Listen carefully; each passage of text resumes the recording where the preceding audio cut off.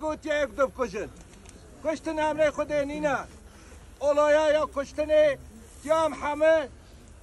قاشوه در کبین او شوله چینا بیتن او مملکتا یه با پیرت مه با ممای گوره همه بروی تکن او تشتن نوی تا قبول کرن وجدان همه همیانه تشتن یعنی جان خدای تعالی دای آنجا خدا دیبد حقه چی که از دیتن این جانه که ببد اولم حق تجارت اول همه جان نبنه سبب کشتن و انسانان اصلا همه قبول نکن از وقونیه دا بتون ملون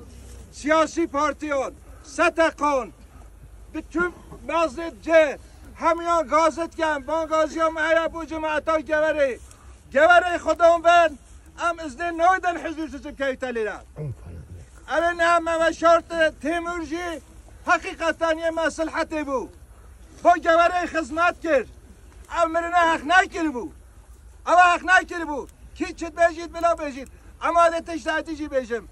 گوره پارای قرنجیت دا پارای کرلیت دا بتون او سببه یا ما پاراییه او پارای ولمت کرد اما لیکی خسته براده برا کشید پسمام ده پسمام کشید ایک دیشید دیگه کدی در غالغر از کشتن آستاوه گلی آیل رئیسیان گلی گنجان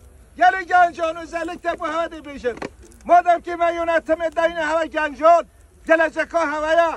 hatta ne همه گوره محافظه کره لی خدام بد نه ایلونه توشته نچیبن از هیوی دارم با جماعت همیا بریا خدا دا با حضورای گوره ما بلا نچیتن اون همه لی خدام بد هر کس های دیالی بیتن هر کس های چهره خواهی شار کرد بلا زوجو هم یک دنیا کجیم با مال دنیایی با پاره قرجو با پاره کرلی هم یک دو تیا نکشید سر ما همیا ثابت رحمه خود لیبیتن